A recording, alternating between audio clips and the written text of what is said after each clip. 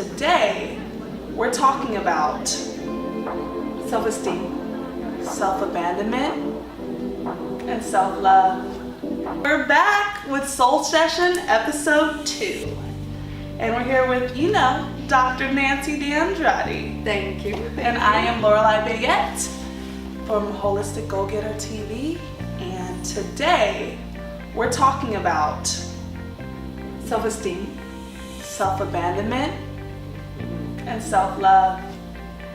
I mean, when do we get around our girlfriends to really talk about this stuff? I mean, we talk about it a little bit, but it's more like, you know what, girl? You need to do this and do that. But today, we're gonna go a little deep. And none of that, like, get over it, let's go party, let's do this. Digging in, that's what we're doing. Oh my God.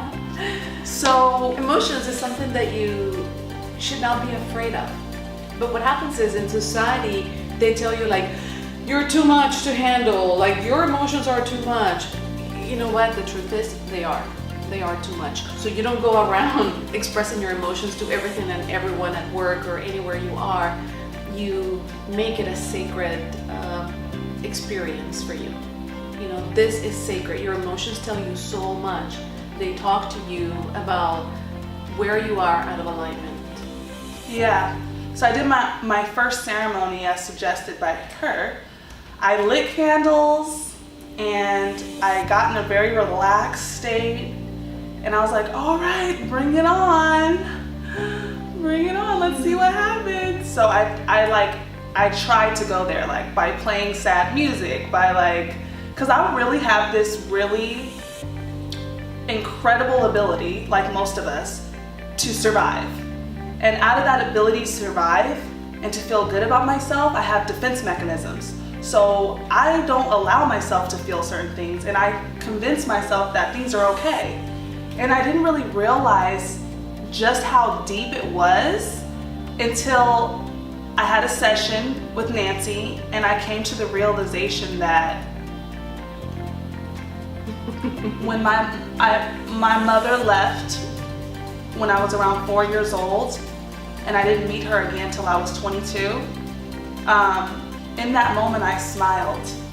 And in that moment, I made the decision that everything was going to be okay.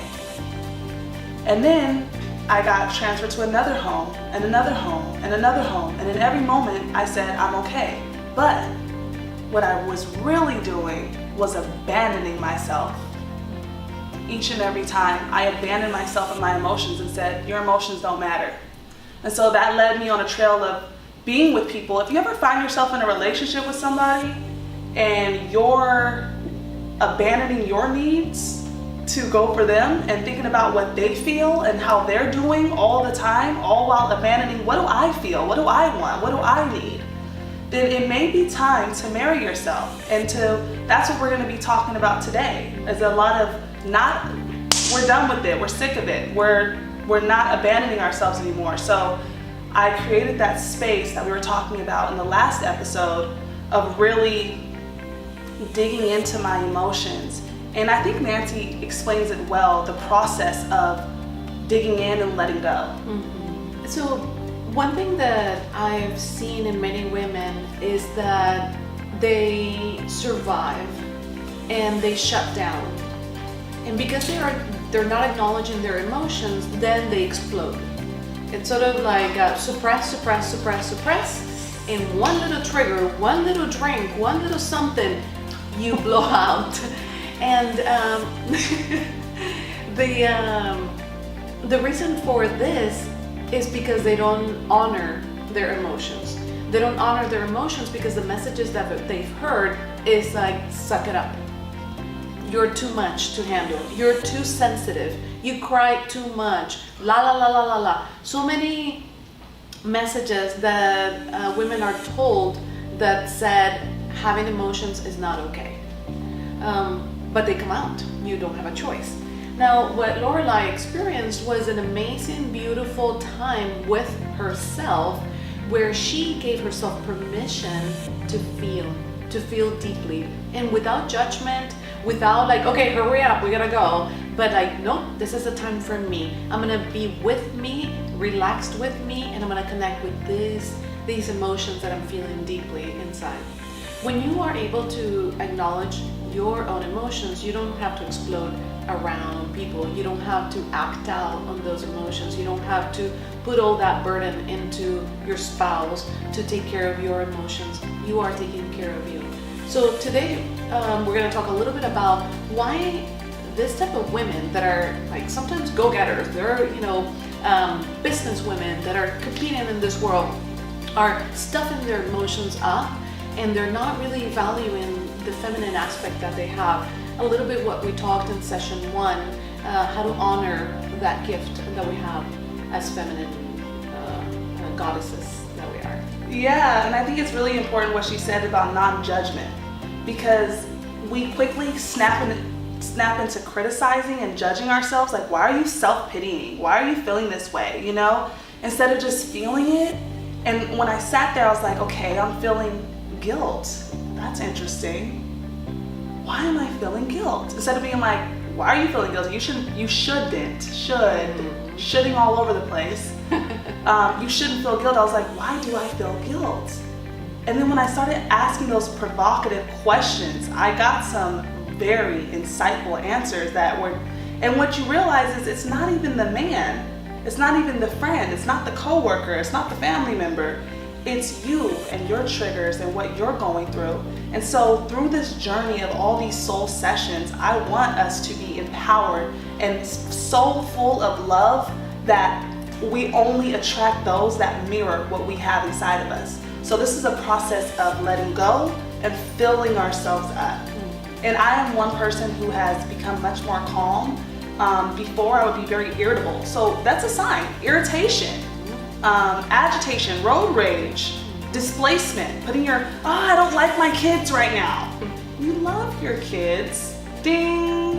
Overeating, overindulging, sex, going out, escaping, on social media too much. All of those things are an indication that you are running away or suppressing your emotions. And the more you honor them, this is the epiphany I had, and it sounds so simple, but wow, you mean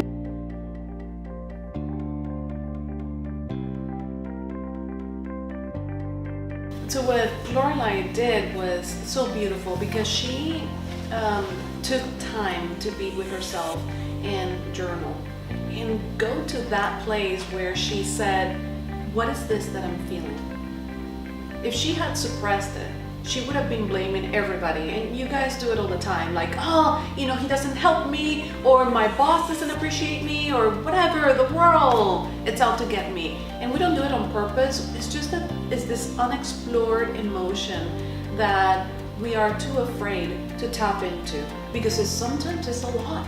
Sometimes we can't do it by ourselves. Sometimes we need someone to hold the space for us so we can explore deeply and cry our eyes out, throw a pillow, scream at a pillow, whatever it is, journal, so we can get to the root of it.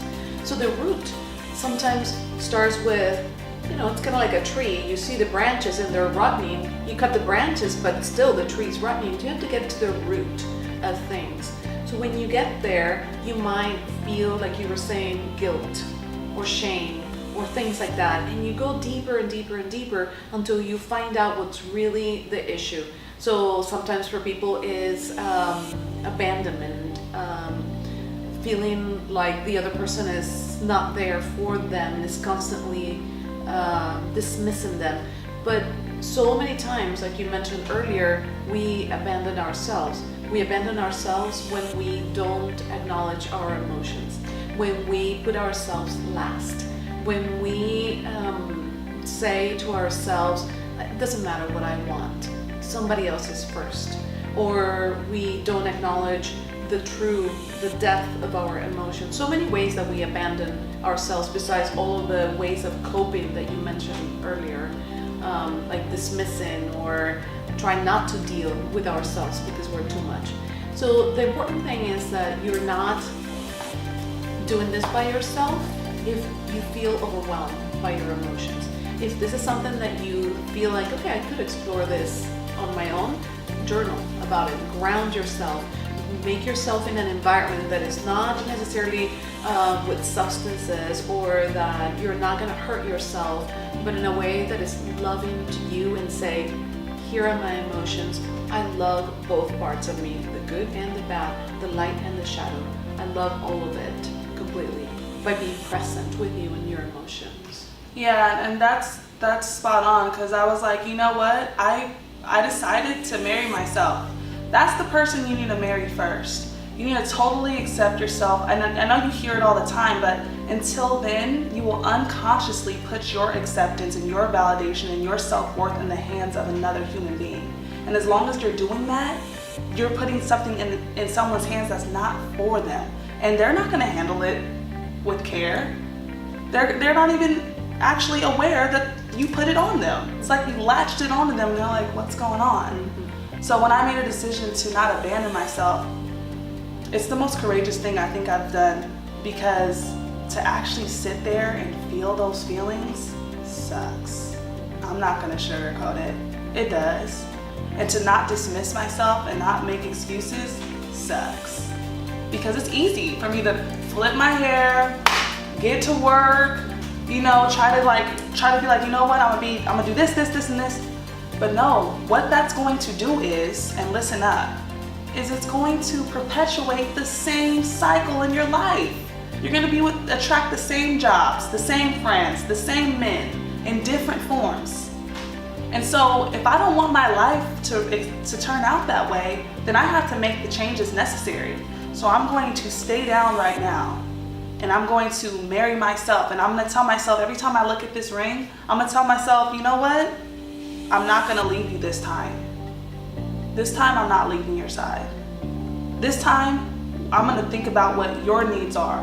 I didn't realize how often we as women say, oh, he must have felt this way, and he must be going through this, and we excuse things and we explain. What about you, love? What about what you need in your life? Is he loving you and caring for you the way that you need? Is this job worth your time? This is all a matter of self-worth. How much you get paid is self-love and self-worth. Who you attract in your life is self-love and self-worth. So we're gonna make this commitment all together, with whether you're in a relationship or not. We're gonna commit to ourselves.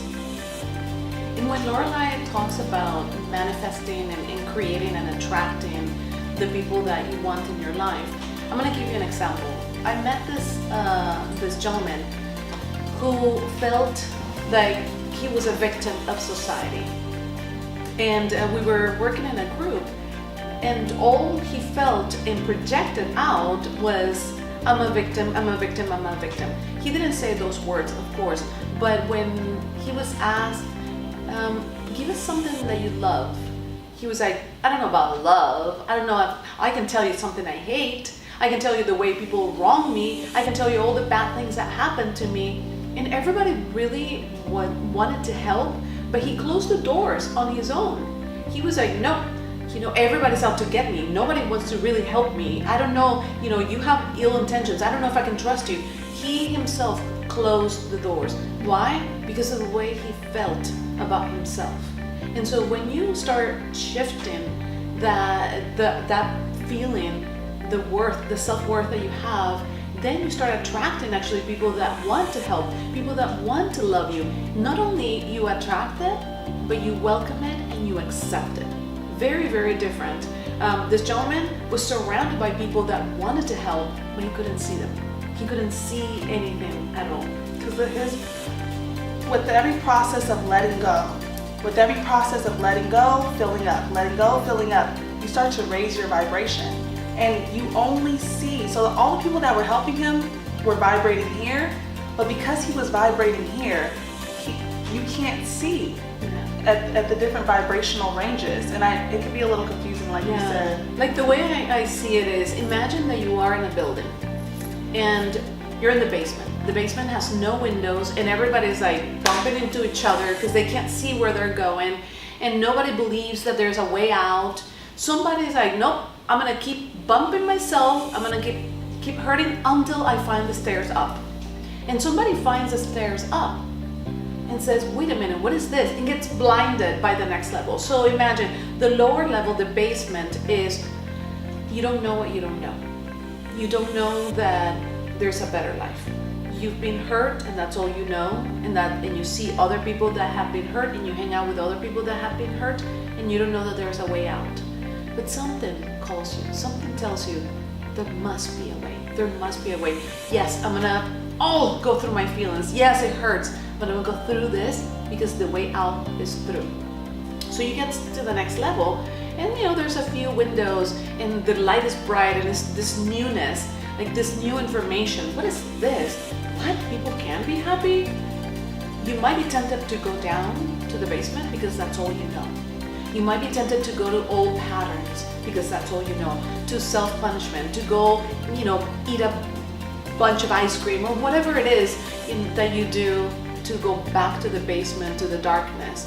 But it takes a lot of courage to stay up here and get to know other people that are in this level. But you don't stop there. You keep growing, you keep going to the next level, and the next level you meet other people that are enlightened, more windows, and then you get to the rooftop where everybody's having a party up there. Why would you go to the basement?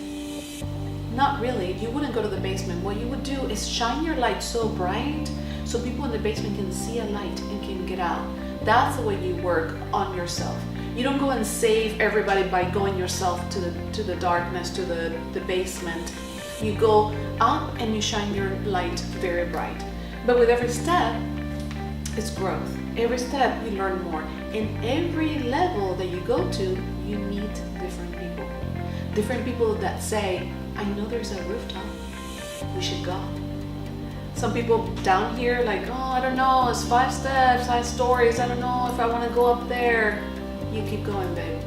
Go up, keep going, and you'll find people that say, hey, do you want to come? Do you want to come along? And some people say, no, I want to stay here, but you keep going. And that's partners, that's jobs, that's everything. You keep growing. They might want to stay here in this level, but you keep growing. That's the commitment that you have for you, for yourself. I think that's something that I can't believe after, due to all the work. So I had a relationship for 5 years, and that was so hard to let go of because I was in the basement. I was in old patterns. I was in the dark, but it got taken away from me.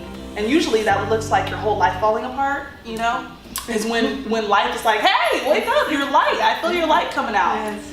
And then in my last relationship, I was really amazed at the amount of grace and my ability to let it go because of my knowledge and the work that I've done that told me, you know what?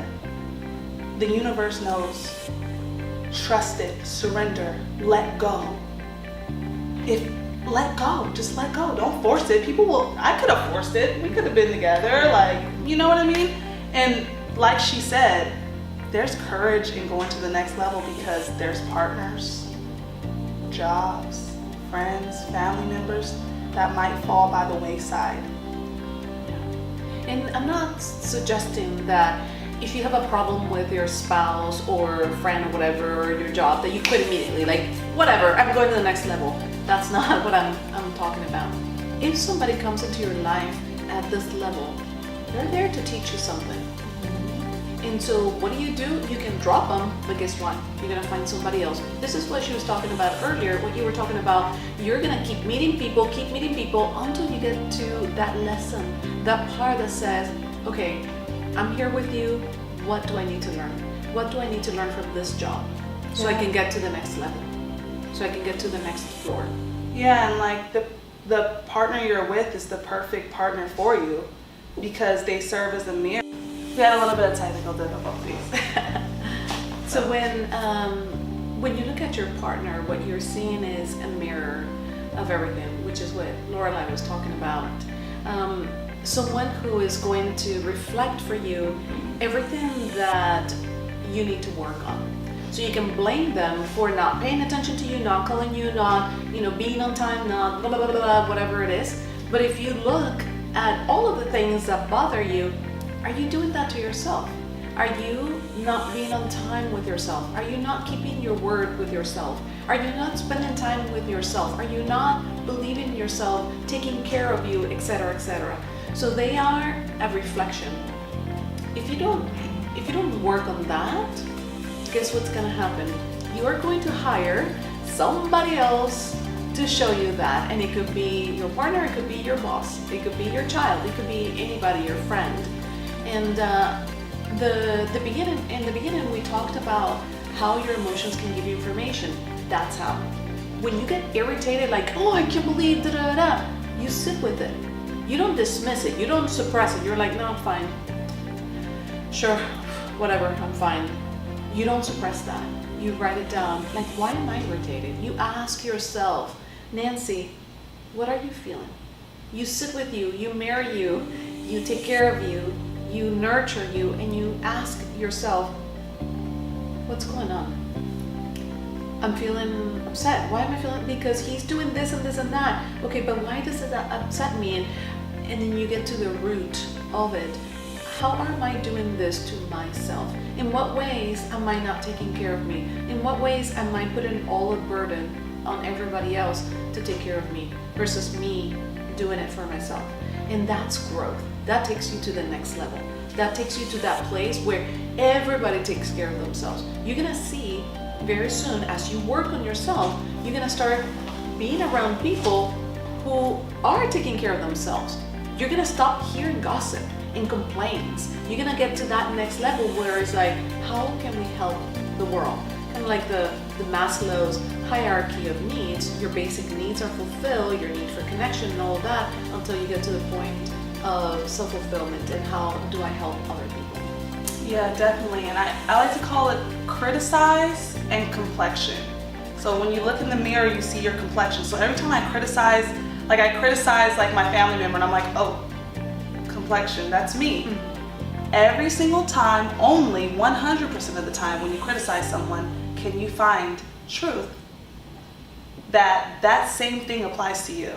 And even with their greatness, when you see someone's greatness, yes, those are things that you embody as well. So you're like, wow, they're so this. If you didn't embody it, you wouldn't be able to recognize it. Yeah. So when you're running around, and so the first part is complain and complexion, using other people, making other people your guru, because it needs to be resolved, period. Otherwise, you will not be able to move on to something better. And also self-care. Yes. And that is doing things that make you happy. Self-care is also going into your emotions and not abandoning yourself, not letting yourself down. But so here's something that I actually wanted us all to do, and we're gonna do this too. We're all gonna write a letter, and we're gonna sit down and we're gonna take a pen and paper, and we're gonna write down, how would I want the perfect partner to treat me? What are all the things I want from the perfect partner? Like the love of my life, the most magical love I could ever have. How would I want to be treated? What would I want to do? And then you're going to give those things to yourself.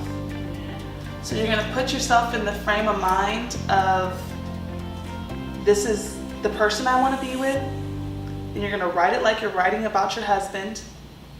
Or maybe you don't even want to talk about that. Maybe you want to talk about, the perfect sister, or the perfect mom, or the perfect boss, or whatever it is that's a trigger in your life. And you write down like, okay, what would I want from the perfect this or that? Insert here. And then as soon as you're done with that letter, you're gonna figure out and you're gonna look at it and see how you can give those things yourself. Because like she said, the world is a mirror reflection of our internal environment.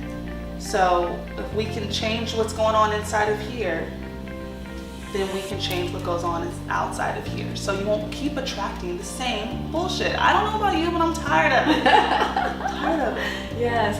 And so what she's talking about is building your self-esteem. That's how you do it. How do you know what you want? Is by acknowledging your emotions. How do you know how to take care of yourself? Is by looking in the mirror all around. By acknowledging, I need that, I need acknowledgement, and I need praise, and I need to feel good, I need to feel important, I need to feel appreciated. Who's gonna give you that? You, yourself. Yes. You're gonna give that to yourself. So self-esteem, and we'll talk about a little bit I'm not sure in the next soul session maybe, or I don't know. We can touch upon it right now, but self-esteem is how much you appreciate yourself. Not because somebody else appreciates you, but can you stand tall despite all the haters? Yeah. That's hard, let me tell you. Really, really hard. Because we're not living in a cave. We live in around society, and it's important what other people think of us. We're not gonna go around walking, hitting people just because we don't care. That's a sociopath doing that. We do need to care what other people feel and think. And that is not the problem. The problem is when you put them first. When you put other people's beliefs and desires before you. And that includes your children. When you are going on a plane, what do they say? You put your mask on first in case of an emergency, and then you put your child. Why? Because if you faint, who's gonna help the child? The same thing in real life. If you are miserable, if you're angry, if you're not eating well, if you're not taking care of yourself, what patience are you gonna have with your children? What patience are you gonna have with your loved ones? What patience are you gonna have, or even energy to work and be successful at what you do? Yeah, this is all a process of letting go and filling up, letting go and filling up. And I like Iyanla Vanzant. She said that when you give someone what's for you, you make that person a thief. And she got that from the Course in Miracles. She was on Oprah and they were talking about how you have to, it's not selfish, it's self-full. You have to be so full. Everything within the cup is for you. You have to be so full that your cup runneth over, because everything outside of the cup is for everybody else. Because if you're right here and you're giving that away, you're automatically making that person a thief. Yeah. And when you are in a partnership with someone, you are given to each other, not taken from each other. You're coming from plentiful, not from neediness. People hate needy people. And what is the characteristic of a needy person? Is someone who is empty, who's needing from somebody else. We don't want that.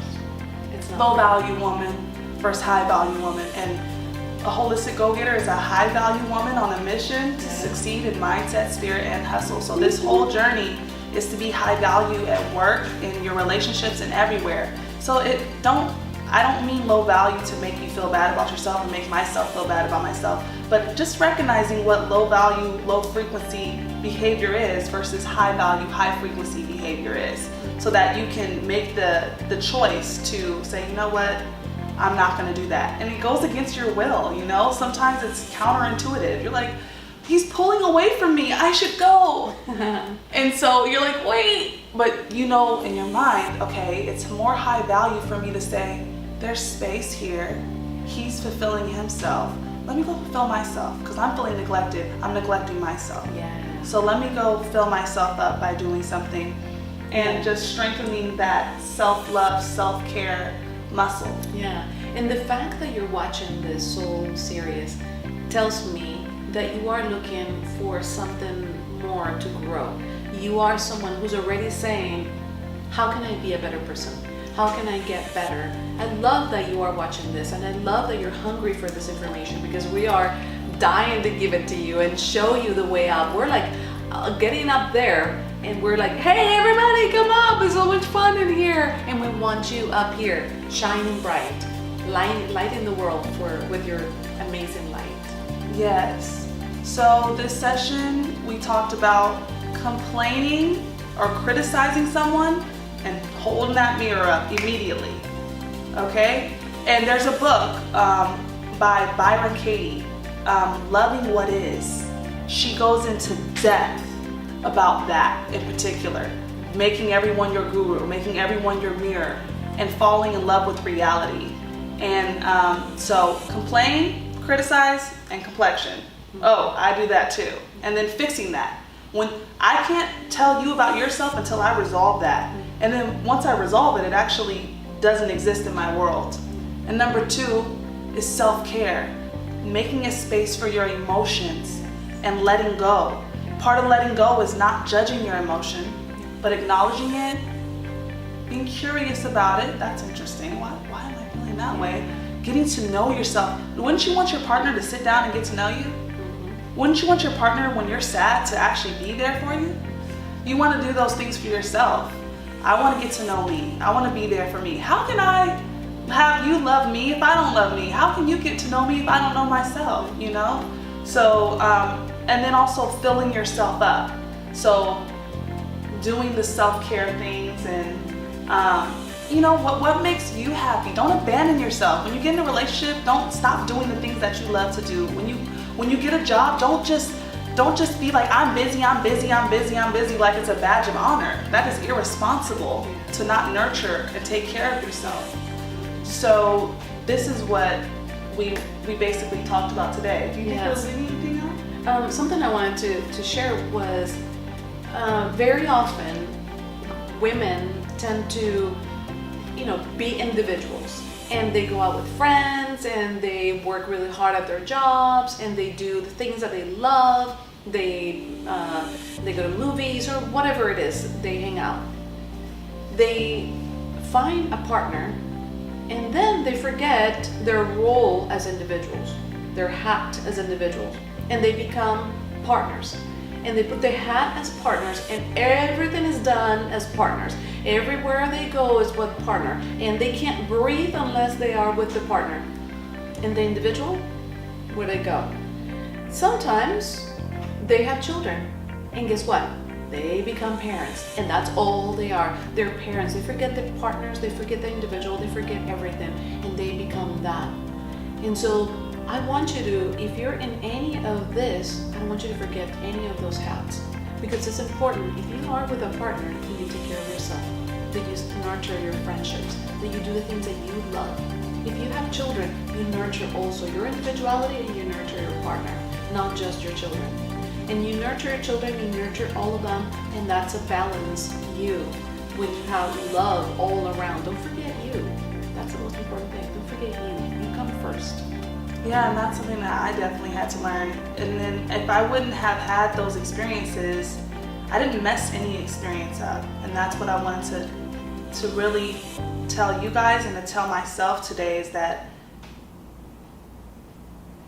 don't guilt yourself and say, oh my God, I messed up and I could have did this and I could have did that. But it's because of those circumstances that you know these things now. It's because of those enlightening and sometimes devastating situations that you can now move forward in a high value way.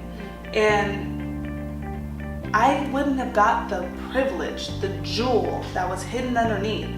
The deeper I go, the deeper I could see, the more I could see. So when I got to the fruit of it, I was like, wow, I did exactly what she said. I abandoned myself.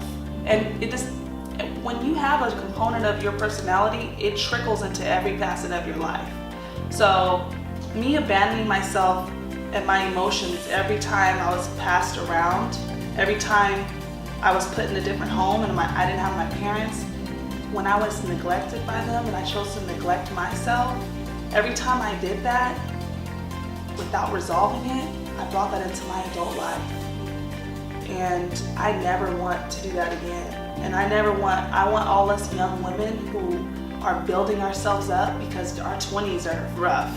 We're trying to build a life, we're trying to find ourselves, we're trying to accept ourselves and all these things, is to, if you're watching this today, make that choice to not abandon yourself, make that choice to not guilt yourself and shame yourself, make that choice to be courageous and brave enough to look in the mirror and see yourself. Bad, good, light, dark, all of it. Love it all. Another really good book that I would also recommend is Carolyn Myss, Sacred Contracts. Oh, yes. Really good book also. Yeah, it's so good. It's so good. And if you're on a spiritual journey, it's definitely about how we signed up to go through all this. So I'd like to close with maybe an invitation for you guys to do the exercise that Loralei said. Write down the exact relationship that you would like, and notice all the things that you are doing already and continue doing that, and all the things that you would like to continue to start doing to improve yourself. I will invite you to also take time to be with you and your emotions. Sometimes it's hard. You can sit there and you're like, okay, cry, and it's not gonna come out. So then you write a letter to yourself. Then you go deep and you write a letter and you're like, dear Nancy, I'm so sorry I abandoned you. And you go into that emotion, go deep. But make sure that you are doing it in a safe environment, in a safe time, that you're not gonna be interrupted, or you can be with someone that you trust, or even by yourself. But it's in a safe environment, and you start connecting with yourself. And the third suggestion that I have that I'd like to invite you is continue watching this series. This series are going to teach you so much. They're so invaluable. This lessons. This is coming from people that have lived this experience. People that have come from backgrounds you cannot imagine, and that are here standing with their inner strength, with their light shining at you, so you can come up and you can join us in that. Yeah, and I'm going to actually insert in this video a picture of what it looks like when I'm doing my sacred ceremony. And I guess I should just hashtag self-love ceremony. And you can hashtag that self-love ceremony. Show me the environment that you create in your space. Show me you lighting candles, doing sage in your room, having your journal out. What does your sacred space look like when you're honoring yourself? That is so courageous. That is so beautiful. If you want to share the letter too, I would love to see. Oh my who's God. your ideal. Yes, please. I'm gonna put both of our information in the link in the bio. There's links in the bio and information in the bio to our social media accounts. Please write these letters, share them with us. Yeah, I'd love to see them. Yes. Oh my God. This is a synergy. This isn't us just telling you. This is a synergy. Yeah. This is a co-creation. You guys inspire me, and we inspire you. So to wrap up, like she said, once again, the letter, share it. And what does your space look like? Take a cute picture. Hashtag self-love ceremony. And we'll see you next time for Soul Session 3. With much love, This is Dr. DeAndretti and Loralei Baguette. Bye. That's awesome. Cool. Bye-bye. Yeah.